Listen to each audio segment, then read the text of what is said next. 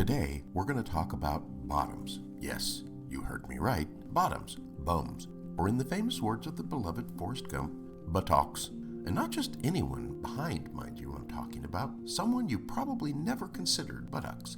This one was specifically mentioned in the Bible. But what I want to point out is this. Bottoms are not all that different from person to person. In fact, it's very common in Hollywood to have a body double stand in for actors who, by limitations in their contracts, will not bear certain body parts. And you know what? Most no one would ever be able to tell the difference, except maybe the person's significant other, or maybe their mummies. But here's whose hinder parts I want to get to the bottom of. God's. Yes, I said it, God's. You see, in one story about Moses, he asked to see God. The story says that God would pass by and only show Moses his backside.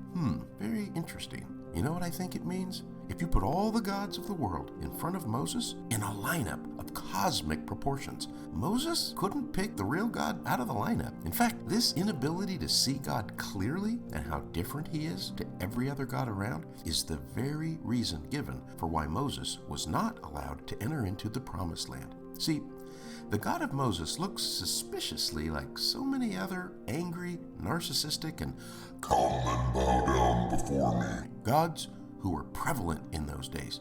He didn't really know what God looked like. He never saw God's face. But you know who has? Jesus. That's right. Jesus knows the Father intimately. Jesus said, "If you've seen me, you have seen the Father." The kind, healing, forgiving God. A really one-of-a-kind, limitlessly and passionately loving kind of God. In fact, one of my favorite verses is in John 1:17. It goes like this: "So then a life struggling under the weight of trying to be good, to get good, from an impatient God came through the servant Moses.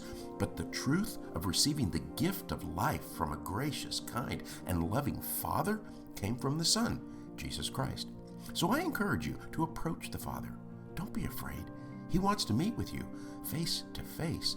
He's not the smiting God of Moses who only saw God's backside that is indistinguishable from every other ancient God. No. The God of Jesus showed us he is ever patient, loving parent, and compassionately caring shepherd, and is completely, wholly different from any other God anywhere else in the world.